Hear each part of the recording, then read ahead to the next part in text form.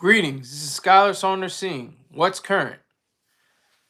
Alright, this is the third and final installment of the schizophrenia case. It started with just Mario, but it kind of branched out, went to the past. This is the journalist Isabel Hughes, her story for the Delaware Online / News Journal. She did a deep dive. Each part is pretty lengthy and pretty stocked with examples and great topics and great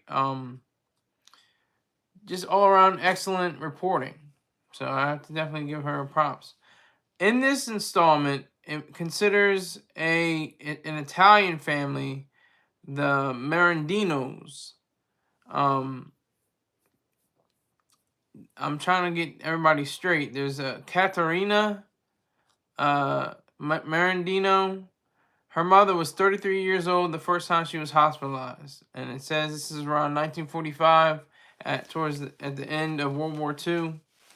VE Day had, I think, been declared victory in Europe. It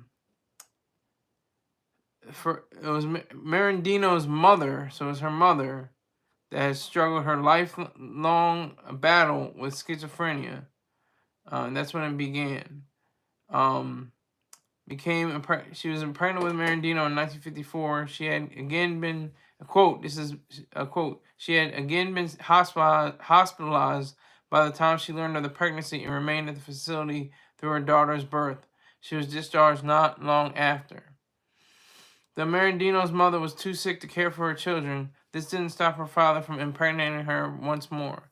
In late 1956, Merendino's younger sister was born in the same institution she'd been birthed at less than 2 years prior.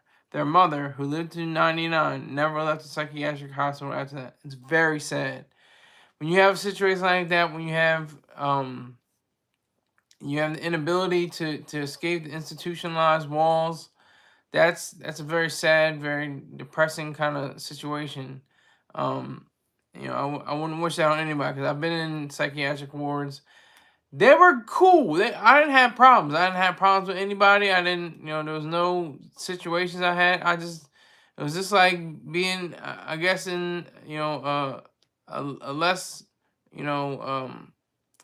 less secure, prison place, but it didn't feel like a prison. I mean, it just felt like a rec center. Like you were just people playing ping pong and reading books and making puzzles and all kinds of stuff like that. So it didn't really faze me. I got up, took my drugs, ate a lot, ate a whole goddamn lot. Had pizza parties, and we went out to on one of the psych wards. We went out to VFW. They had huge dinners for us, so I just ate and ate. That's how I got this face all chunky looking like this. I'm trying to get rid of it. It'll be gone by hopefully October, the end of October. It's gonna take some time, but yeah. So it's what we say in the Marine Corps. Experiences may vary because everybody has a different story, a different way of looking at things. Fritz Zeta, assalamu alaikum, alaikum salam. Cash App, Venmo, or PayPal. What's good for you? Richie Rose, what's good, jackass? Yeah, I'm the jackass. I'm the ass. I'm the jackass. I'm stupid like that. What's good, man? How you doing? What's up? Thank you both for coming in. I appreciate it. But yeah, I'm just recapping, and I'm talking about the third installment of the schizophrenia case. If you're not up to speed, it's Rafael Murillo basically bludgeoned a man almost to death, and because of schizophrenia, and he had to go to jail. He went to prison for it. So it's a very sad situation. Happened in my state of Delaware. This is from the Delaware Online website and the News Journal as well. I think they printed it as well. So I'm just going over the third and final installment. Okay, so we're picking up where the mother died in a psychiatric hospital. That's very sad. That's very discouraging. As a child, though, Merendino, I put in though, quote, Merendino wasn't too much wasn't told much about her mother's disease. She remembers her cousins taunting her, "You're going to be crazy like your mother," they say. Just hate, little haters, little haters. You're going to be, not objective haters, by the way, player haters. Merendino would cry, not knowing that though schizophrenia can be inherited, it didn't guarantee that she would become ill. Quote, neither she nor her older siblings developed the brain disease, but her younger sister did. By that time, doctors knew more about the illness and could treat it with antipsychotics. Still, those first-generation medications were harsh on the liver, and Merendino's sister died of cirrhosis about a decade ago at age 58. Very sad because they check for that now. They check your levels in your blood. I get that every few months. They have to check to see if I think it's mostly lithium. It could be olanzapine as well. But I know definitely lithium. I think they always take for lithium levels to see if it's affecting my liver at all. And that's very important. If you don't know, here's the spoiler. I have bipolar disorder. If you didn't know that, you know it now. So I regularly get my blood checked to make sure I don't have any liver issues or anything like that. So I'm pretty good. But it's just sad. Her sister died of cirrhosis at about a decade ago at age 58. That's really sad. Really sad situations. Once her sister was diagnosed with schizophrenia, Merendino began paying more attention to the disease. That's always good, to get as much knowledge as you can. That's how she knew. When her youngest son began withdrawing in his preteens, she needed to find him a doctor. He too would be diagnosed with schizophrenia. It runs in the family. That was 30 years ago. Today, Merendino's son lives comfortably in Rehoboth Beach with the help of his mother and siblings. He fares much better than his aunt and grandmother, and certainly the thousands of schizophrenia patients in the U.S. who wind up homeless or imprisoned. Never been in prison. I technically was homeless, even though I only had one night, taught me one night, where I didn't have a bed or anything else but the floor of a bathroom and restroom and a went from 4 to 0. Okay, that was dramatic. I was in a restroom in a Veterans Affairs, a VA hospital, and that was it. That's all I had, because I was in a program for homeless vets. They call it different things like oh my god, what is it called? I can't even think of it. Oh my god, I can't think. But you do CWT, compensated work therapy. That's what I remember, because I got paid for that, tax free. REACH program, yeah, there we go. The REACH program was one of the many programs I was in. Another one was Cherry Street in Northampton, Massachusetts. REACH program was in Brockton, Massachusetts, and I was also in the Crescent House, and I was also in the Doms in Coatesville, Pennsylvania. So this is like a whole journey for me. I just went backwards my whole time, spent in Pennsylvania and Massachusetts, both Commonwealth states, by the way. But let me continue with this. The last 3 decades haven't necessarily been a smooth ride for the Merendino family. It took 10 years alone, with numerous hospitalizations, to find an antipsychotic regimen that works. But Merendino still points her son as a success story of sorts. After all, he's the first in at least three generations to live a decent life with the disease. So here's the question of the day. So what exactly has led to this outcome, especially when other patients frequently do so much worse? What is it that separates him apart? Separates me apart? I mean, I've been admitted to places in Delaware. I've been in Meadowwood. I've been in Rockford Center twice, in 2 different situations, 2 different occasions. It's amazing. But I'm still here. I'm still getting this money. I'm on a hot pursuit for a young lady. Of age, of course, Let's not get that twisted.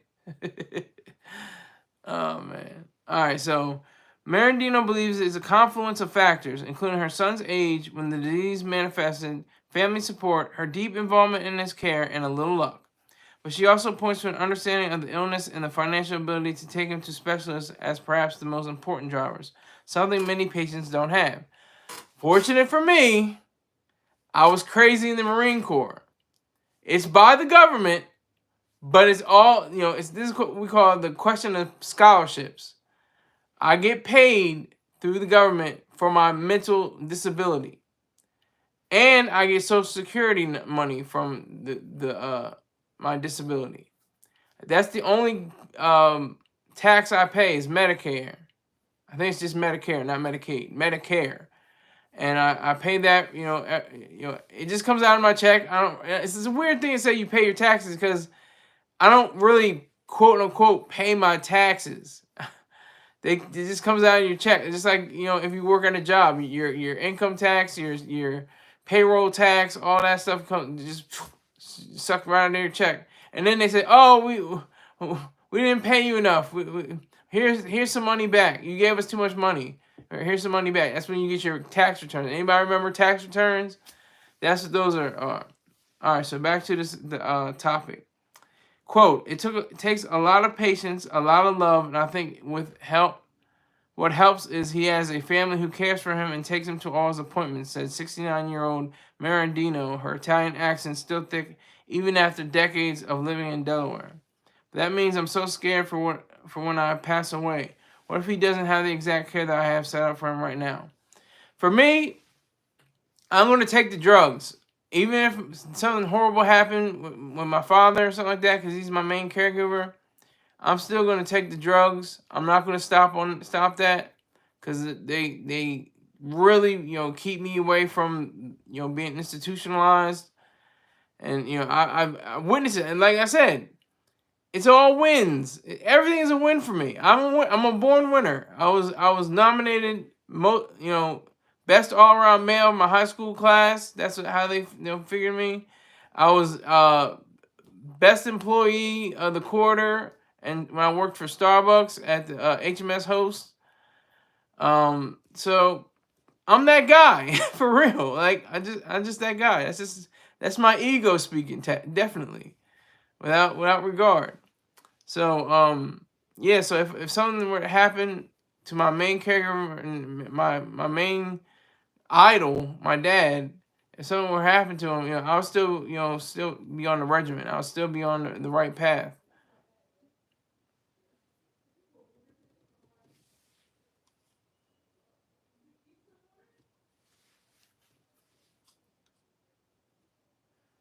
For most of his early childhood, Merendino's son, Christopher, was boisterous and fun-loving.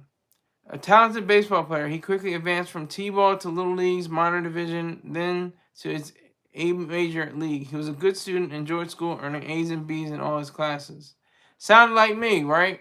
Like in elementary school, middle school, that was about right. When I hit the high school, it was like straight C student all the way. All the way. Things began to change around 11. The lively boy Merendino raised became isolated, losing interest in the activities he once loved. At home, he would cry in his room or draw disturbing images, scary characters that were often bloody, Merendino said. In school, his performance suffered. When Merendino met with teachers about Christopher's declining grades, they reported that he'd draw similar pictures in class. Merendino's middle son, just 14 months older, also noticed his brother's odd behavior and remarked on the change. Initially, the boy's father, from whom Merendino is now divorced, was resistant to the idea that their son might be sick. Merendino said mental illness, particularly serious diseases such as schizophrenia and bipolar disorder, is still stigmatized today. In the 1990s, it was spoken about even less. So yeah, that's true. That's a factual statement. It's not even. It's considered a very serious disease, but it's still stigmatized. It's still like, oh, you got bipolar? Are you gonna go crazy? Are you gonna wild out? What are you gonna do? Are you gonna, it's that kind of mindset that people mostly have for people with psychiatric issues, psychiatric diseases of the mind, diseases of the brain.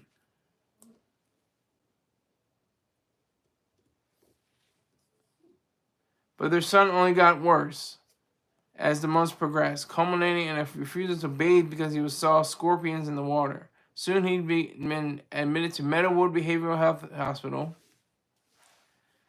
the first of what would become several psychiatric hospitalizations.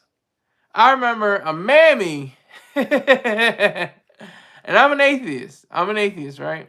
So this mammy at Meadowood, she was like, I was singing in the shower, right? I was just singing. I was just like, I don't know what song I was singing, but I was singing in the shower. She's like, no, no, no. I was talking to myself. That's what I was saying. I was talking to myself. Yeah, I wasn't even singing. I was just straight saying words out loud. And she was like, no, no talking out loud, no talking, no talking to yourself. I was like, I'm just praying to Jesus. That's all I said. I was just saying praying to Jesus. She didn't say nothing after that. Oh, he must be praying to Jesus. That's what I love though. I love that difference. It's like, it's the context. It's that weird context. It's like you can be talking to yourself or you can be praying to Jesus. You're doing the same thing, but the context changes because you're speaking to a supernatural being that doesn't exist, that isn't there, but it's Jesus, so it's okay. That's fine. Okay, got you. Understood. Though he hadn't been diagnosed with schizophrenia, Merendino was sure that's what ailed him and vowed to ensure her son's outcome was different from his aunt's and grandmother's. Okay.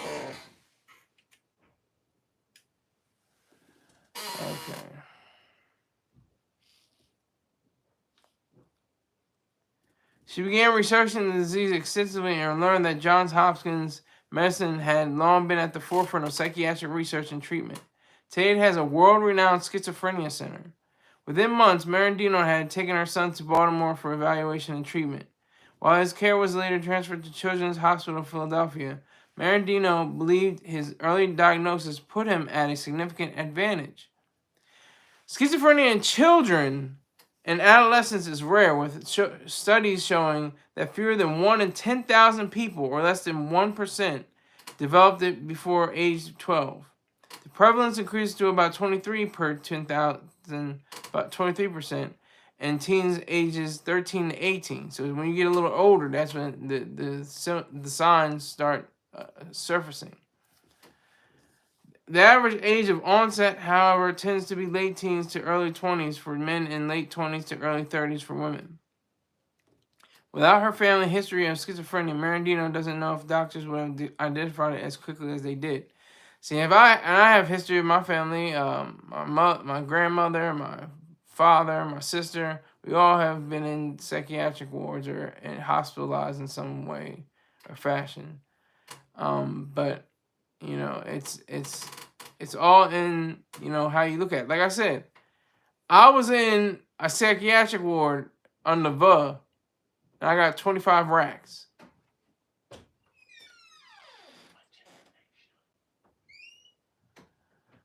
I had 25 racks from that, so it's not all bad. It's a hype thing. It's what goes on in Hollywood and the press. They make it seem like everybody's down and dreary and it's an awful situation and everything. I went on trips. I went to a talent show of other vets. Like, that's what happened. People think you had the sign or you have the image of people in a dank corner, with rats crawling around and in a padded room or something like that. It's not all that. That's not what I experienced anyway. That wasn't my experience. That's not how I lived through. That's not what I lived through.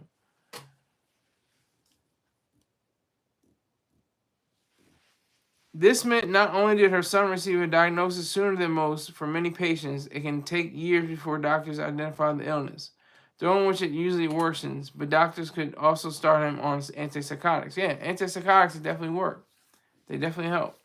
As a result, Merendino was able to monitor Christopher's progress and ensure he took his prescriptions.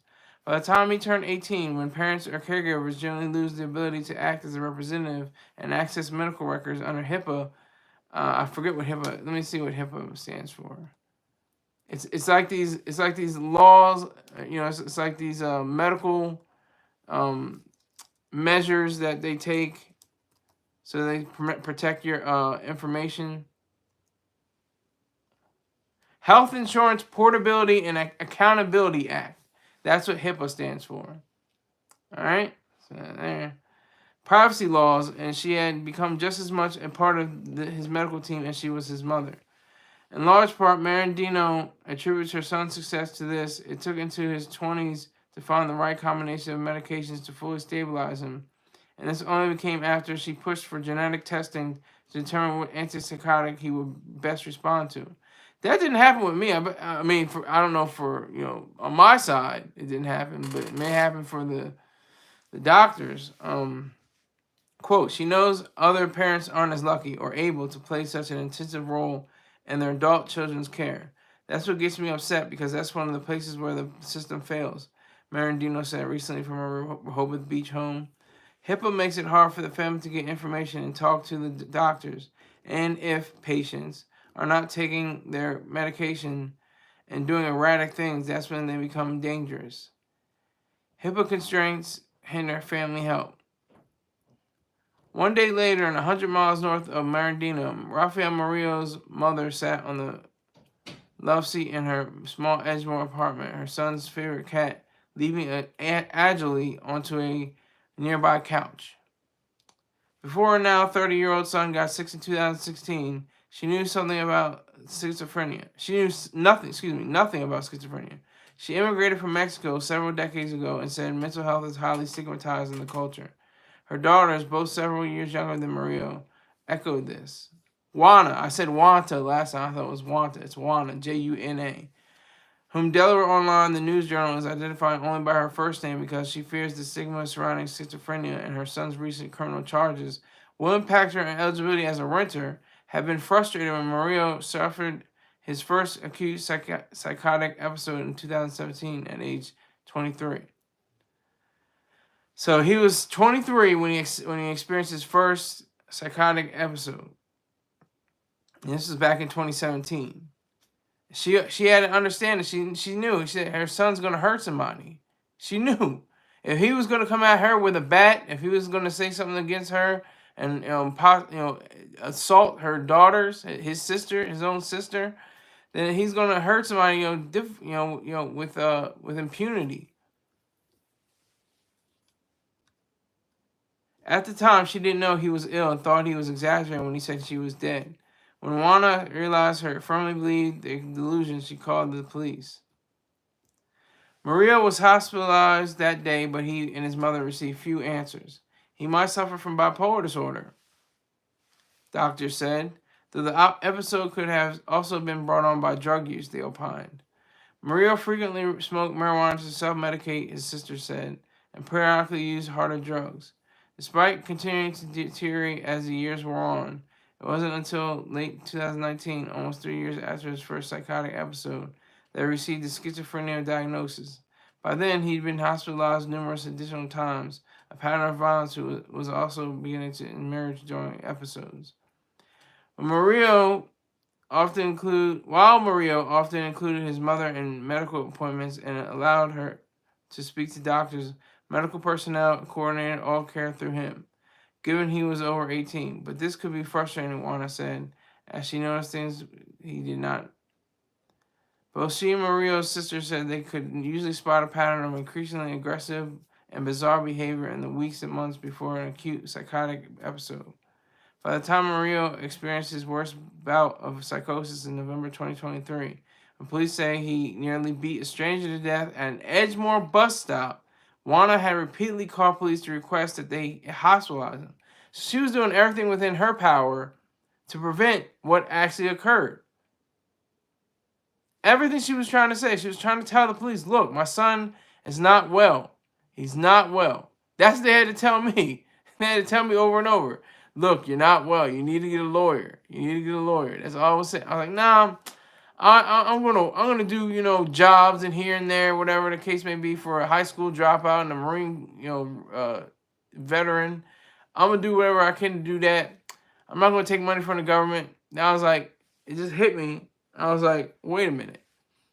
Miss Ayn Rand said in her work about the question of scholarships to take every advantage of the government that is possible right now.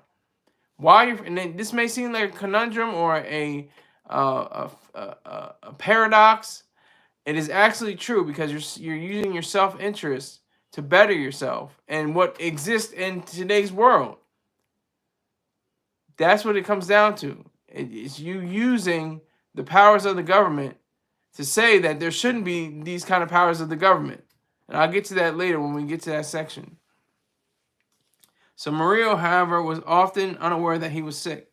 The worse his schizophrenia became, the more he became convinced he wasn't ill and didn't need medication, Juana said. She didn't know that doctors call anosognosia, or a neurological phenomenon in which patients are unaware of their psychiatric condition, a cardinal symptom of schizophrenia. Yet even had Juana known, she lacked her knowledge about the disease and treatment, including that medication alone often isn't enough. Experts say about 20% of patients don't respond to drugs at all. Medication did help Mario as long as he was taking it, but doctors have long said that schizophrenia treatment should include psychological therapy and other support. Juana only learned that in late June of this year at a schizophrenia symposium in Baltimore. Many patients who live independently need basic help too, such as aid with housekeeping and finances or transport to and from doctor's appointments. Juana was able to provide some of this. Maria lived at home, so she would take him to appointments. See, I don't even drive. I used to drive. I got into a dramatic truck collision, flipped that mug, but then I was like, you know what? I'm not going to be in a car where I'm the driver anymore. And there are so many people that were like this. Ray Bradbury, August Wilson, Quincy Jones. There's a few other people that I'm sure there are many other people that don't drive at all. So I think that's beneficial.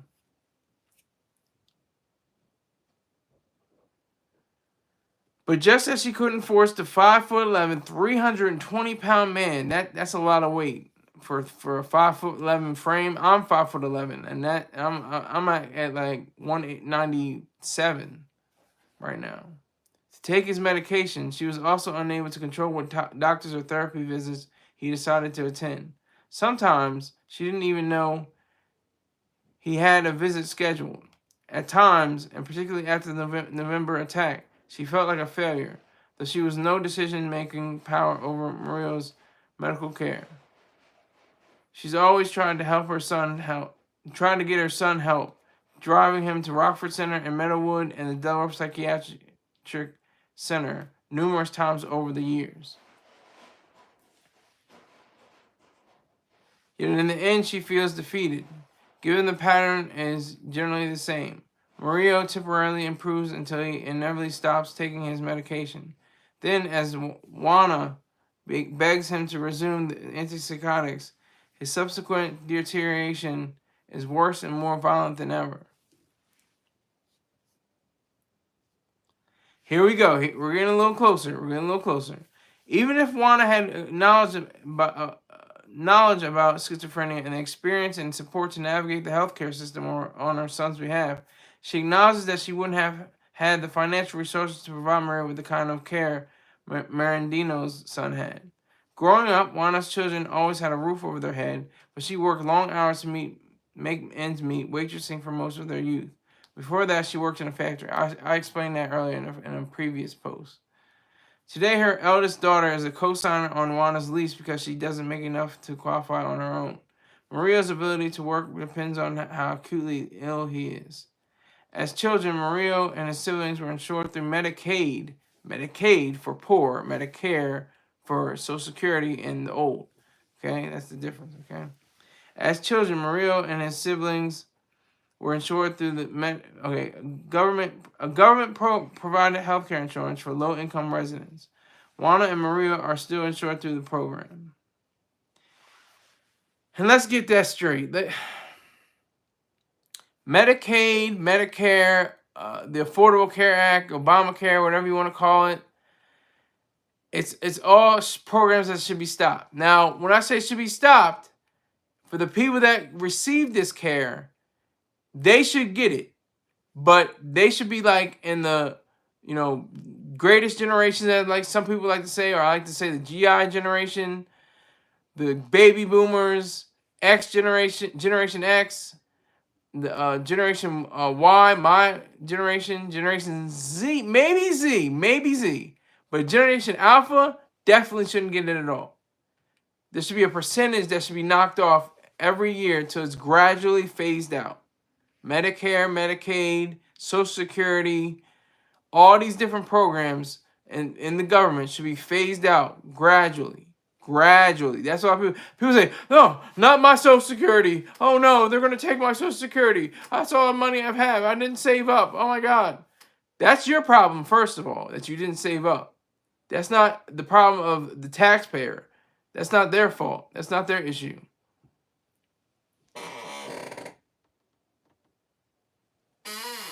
So that's not their issue, and that's not even the main issue. That's a practical issue. The moral issue is that the government should have nothing to do with medicine, nothing, except to protect the private medical organizations and their rights and their property rights. That's it. That's all. I'll continue. Medicaid patients are often thought to have reduced access to care compared to those with private health insurance, and this is certainly the case sometimes. During the intake for a January 2021 hospitalization at Rockford Center, Mario told a psychiatrist that he had stopped taking his antipsychotics because insurance wouldn't cover the prescriptions. They were giving me too many top-of-the-line medications and I only had Medicaid, he told the doctor, according to medical records provided by WANA. This kind of anecdotal evidence aside, it's still evidence. That's why I don't understand when people say anecdotal. What's wrong with anecdotal? When was that ever a problem? When you said something that's true and it's a story and it's real. Well, that's just anecdotal. That's just anecdotal. Experts say good doctors can be found anywhere. Rather, the ability to pay for more intensive or specialized care is often more of a detriment of outcome. This is frequently related to a person's socioeconomic status. Data reflects this. Poor residents are at increased risk for mental illness and chronic disease and have higher mortality rates with lower life expectancy than those in higher income brackets. I almost want to say duh, but some people may not realize this, so they put it in the article. One study published in 2016 found that men and women in the top 1% of income were expected to live 14.6 and 10.1 years longer than men and women in the bottom 1%, respectively. Yeah, because their wealth provides you care, allows you to go to the Mayo Clinic, probably the best hospital in the world in Minnesota, where the candidate for vice president is currently hails from, so... Where most people around the world, if they get sick, they say, oh, well, we got to go to America. Talking about all the different places. Oh, well, Canada's got free health care. Yeah, look at what happens when they have beds in the hallways, people crowded around, lines going outside the building. That's your vision of free health care, if you want free health care. Merendino's experience bears this out. When her children were young, both she and her then husband worked for DuPont. They made a good living and had comprehensive private insurance. Yet they still had to pay out of pocket for most of their son's care, as there was no federal law governing behavioral health coverage in the private insurance market until the mid-1990s. And there shouldn't be today. That should be repealed. I'm saying that right now. Even with the passage of the 1996 Mental Health Parity Act, stuff is crazy, which added some benefits, many insurers found ways to avoid paying for treatment. In October 2008, President George W. Bush signed into law the Mental Health Parity and Addiction Equity Act, or MIFIA, which required most insurers to make benefits from mental health and substance use treatment comparable to medical and surgical benefits. There were still some exceptions to the mandate, however, and by 2009, about 2% of people with employer-sponsored health insurance still had no mental health benefits. The Affordable Care Act, implemented in March 2010 under President Barack Obama, required insurers to cover behavioral health treatment and greatly expand Medicaid. And that is where we get to evil. Evil with George W. Bush and evil with President George W. Bush and former president. What do you call them? Do you say their name? What the heck? They said their name. They didn't say. Okay, they said president. Okay, presidents George W. Bush and presidents Barack Obama. Very evil minded people. Very vicious, vicious. Because the government should have nothing to do with medical care whatsoever. None of it. None of it. Not even a drip. Not even a little bit. Should all be privatized. The main goal of government, or the main function of government, is to protect individual rights. What rights are being protected when you violate other people's rights, actually, and institute the Affordable Care Act or the Health Parity and Addiction Equity Act?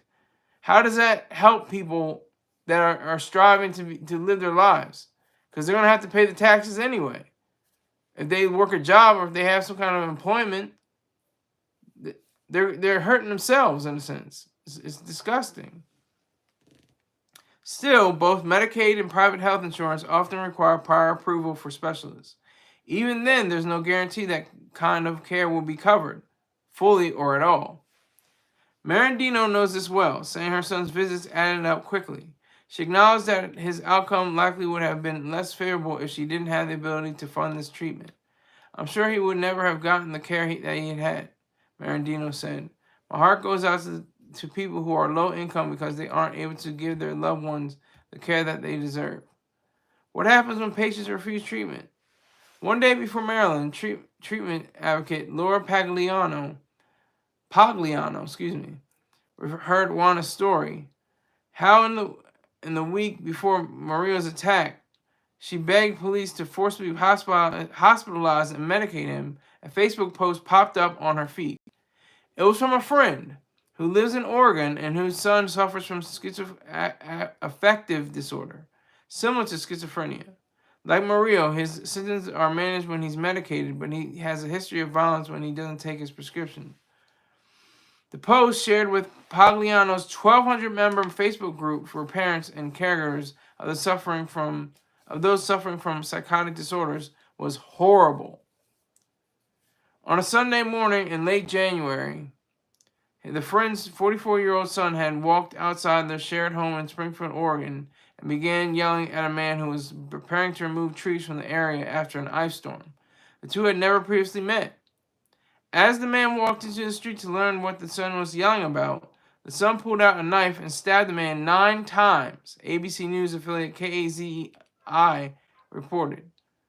The man managed to subdue his attacker, though not before suffering a partially collapsed lung, a GoFundMe fundraiser said. The son, according to multiple news outlets, had previously been found guilty by reason of insanity for a 2014 attack with a garden pickaxe and sledgehammer, and was sentenced to 30 years at a state psychiatric hospital.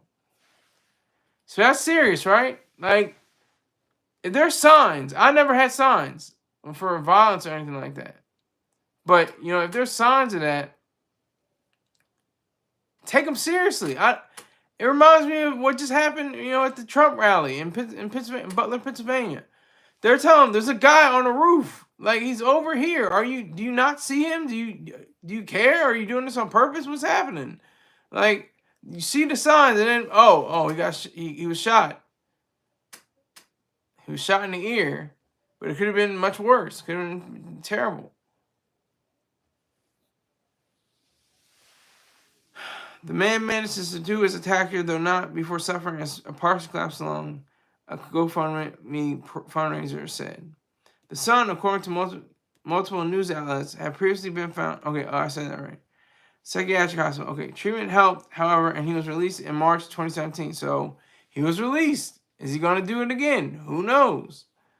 After officials from Oregon's Psychiatric Review Board determined he no longer had a mental disease or defect. He no longer has a mental disease or defect? That's Oregon. See, that's that leftist, weird, goofy, gang craziness that, they pride themselves in.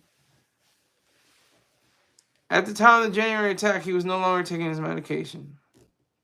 Pagliano's friend was distraught. Much like Juana and Merendino, she had long cared for her son, provided for him with a place to live, and urged him to take his antipsychotics. Unlike Merendino's son, however, who willingly takes his medication, he refused treatment unless he was compelled. She was angry that he was allowed to reject the medication and again hurt someone. As Pagliano read the post, she said it was shocking but not a surprise. She reiterated the same sentiment about Mario's case. It's not that we should be asking, how did this happen, she said. We should be asking, why is this allowed to keep happening? Exactly. Why is this continuing to go on? Experts are quick to note that patients with psychotic disorders have only a slightly higher than average risk of perpetrating violence than the general population. A 2022 paper found the risk was less than 1 in 20 in women and less than 1 in 4 in men. So look at the disparity in that. But navigate to any news site or join a support group for caregivers and you'll find a similar story about an attack, Pagliano said. Current laws make it so that you can't be forced into treatment until you're in imminent danger, quote. And by that point, you've done something that probably means you won't get treatment. You'll go to jail instead, she said. Treatment advocates and caregivers are slowly trying to change this. Through lobbying efforts, all but 3 states, Connecticut, Maryland, and Massachusetts, have laws on the books permitting assisted outpatient treatment or court-ordered treatment for those who refuse voluntary help. Many states, including Delaware, have been slow to actually put these laws into practice. The first state also hasn't updated its voluntary commitment statute in nearly a decade. Yet since 2016, the federal government has provided millions in grants for states to implement the programs. This year, the Biden-Harris, how about that? This is when it was Biden-Harris. Now it's Harris-Walz, but this is a little bit before then. Administration has allocated more than $15 million for assisted outpatient treatment. Advocates recognize that it will take time before the infrastructure is in place to implement this kind of treatment on a large scale. The number of healthcare providers, social workers, judges, and other personnel needed for these programs to work well just isn't there yet. The hope is, however, that with the federal government's attention, these programs will increasingly become mainstream. And that states that do begin to use this treatment model won't just prioritize patients who have histories of violence during psychosis. Those men and women certainly need the most immediate attention, advocates say, but there's a large cohort of people who are too sick to really be out in the world, but they're not sick enough or dangerous enough for a hospital, Pagliano said. And that's a very sketchy, very weird place to be in, because you're not ill enough, you're not sick enough to be institutionalized, but you're not really well enough to be out in the regular world in freedom. So that's a very fine line, very, gray area in between where you can possibly be. We condemn them to the streets, the gutters, the morgues, and the prisons, she said. As a culture, we have to fall in love with the idea again that we are our brother's keeper. Well, not to that extent. We're not our brother's keeper. That's a fact. You're not your brother's keeper. You are your own individual, selfish self. If you decide to help your brother, that's something different. But you're not, guided by morality to be your brother's keeper. You're supposed to be your brother's traitor. You're supposed to be a traitor with your brother. And that's it. Nothing more, nothing less. That's it. Something needs to change. Oh, this is coming after, Obama. Hope and change. Something needs to change. Obviously, something didn't change that much. Over the last several years, the state of California has been toying with this idea. Walk along almost any street in Los Angeles' Skid Row neighborhood, and tents line the sidewalks, some constructed out of actual camping equipment, while others are made from tarps tied to scaffolding. And what is this about? What is this? Let's get to the nitty-gritty of people in Skid Row. Why they're in Skid Row. I don't know. Maybe it's because of controls and regulations on businesses and corporations. Is that possibly it?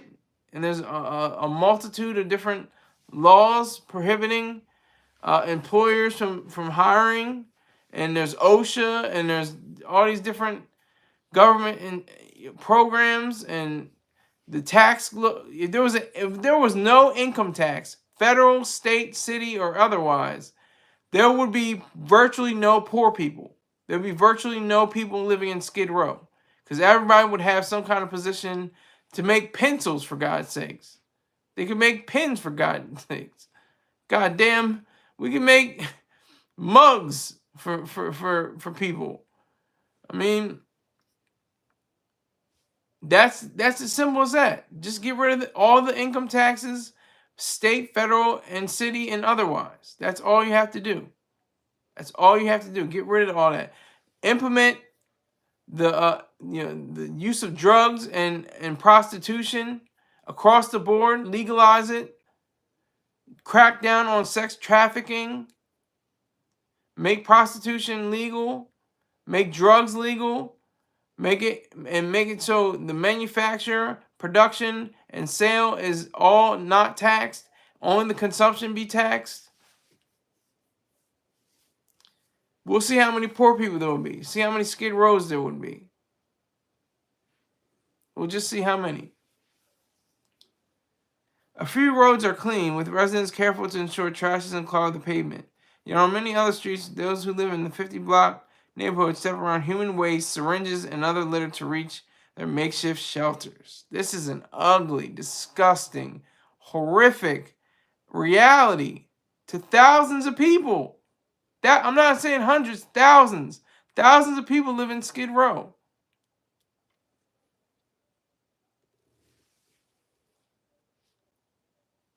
The state's homelessness crisis is out of control. Just a blanket statement, just a clear statement that this writer Hughes has said. It's out of control. Well, why is homelessness out of control?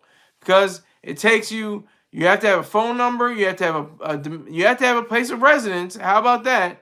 You have to have some kind of form of education that's, to do something.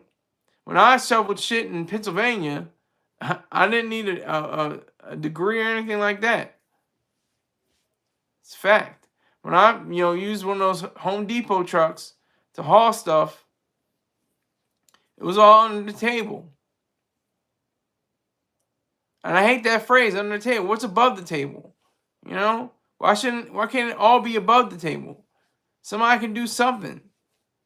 But no, we want to say more government programs, more government oversight, more government this, more government that. Freebie over here, freebie over there.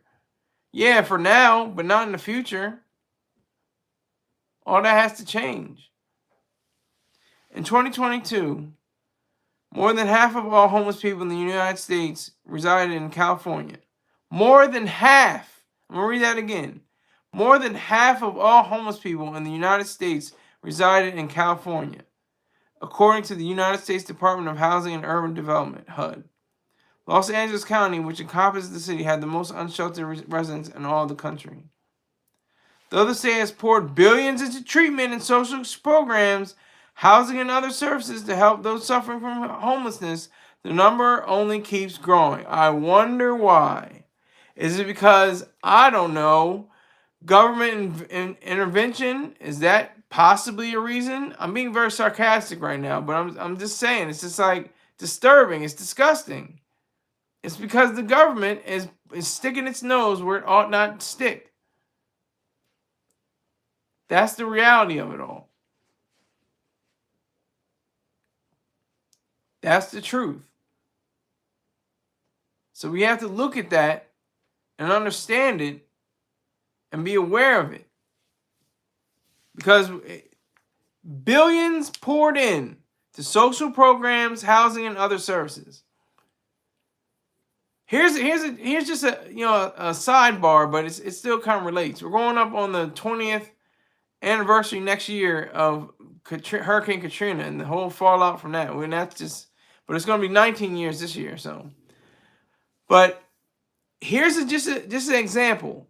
Walmart, big evil, terrible corporation that whips its employees and causes its customers to have terrible health defects and stuff. Allegedly, I'm saying all that in an alleged sense. They were the first on the scene. This is a fact. They were the first to step up, have different toiletries, food, different ways of caring for, like I said, hygiene, different things of that nature, feminine care products. All of that was provided by Walmart, a private, greedy, nasty, disgusting, I'm saying all this in quotes, corporation that beat FEMA by, I think, days or maybe even weeks. They beat them way ahead. And we all know what happened with FEMA. Well, Brownie, you're doing a good job, or whatever he said. That's President George W. Bush. And what was his name? I think his name was. Hold on, let me make it 100% sure.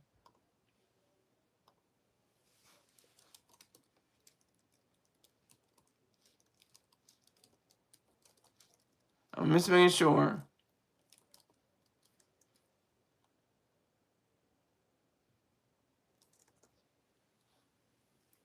Yeah, Michael. He's a totally different Michael Brown. Michael D. Brown. He said, and George Bush said, "You're doing a heck of a job, Brownie." I think that's what he said, verbatim. But that's the only reason why. And look at this next part. As a result, Governor Gavin Newsom and the state legislature had to get creative. Okay, they're getting creative here now. Their most recent solution, essentially a statewide assisted outpatient treatment program implemented at the county level, targets those with schizophrenia and other psychotic disorders. A recent Los Angeles Homeless Services Authority count found that patients with serious mental illness make up at least,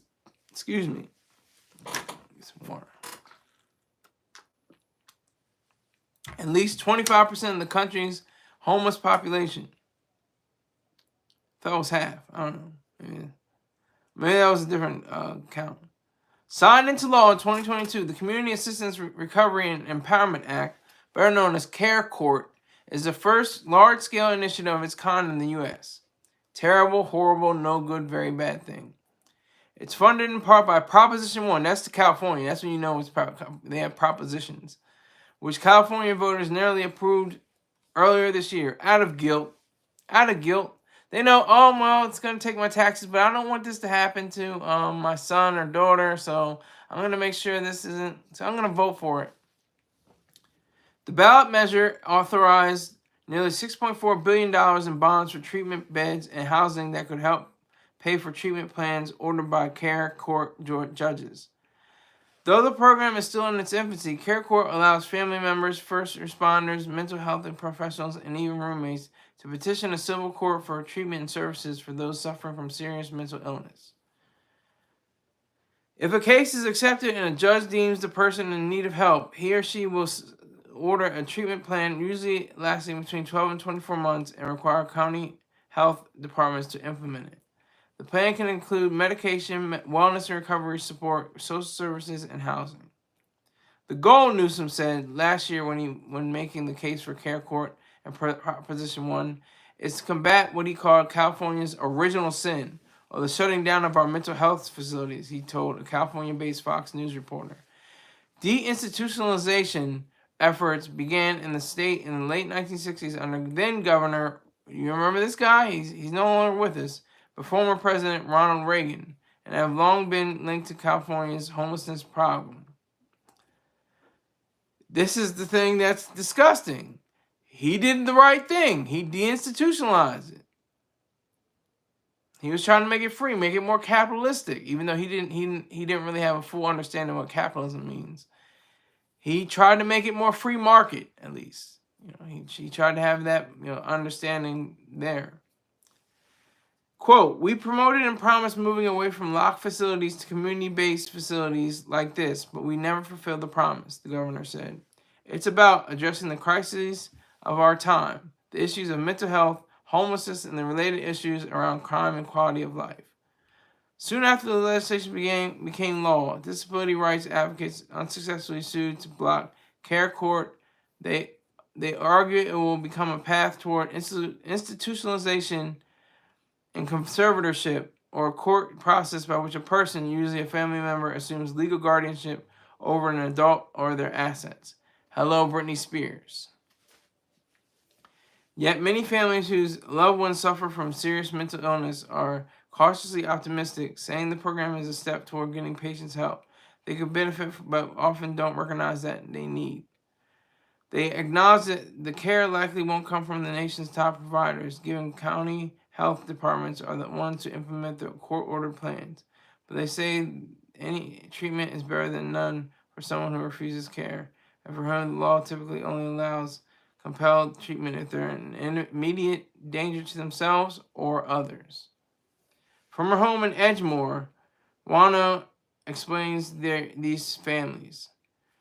This is about to wrap it up. This is good timing. This is great timing.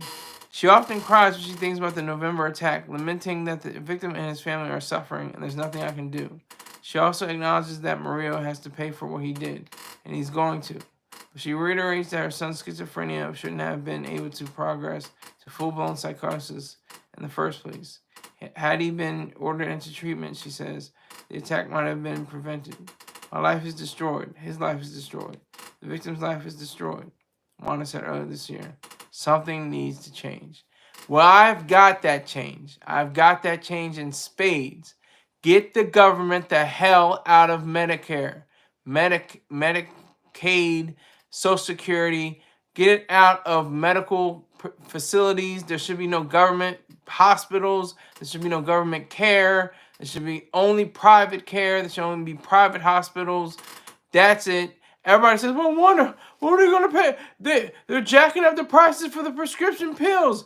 $35,000 for a pill, for a medication. What are you going to do?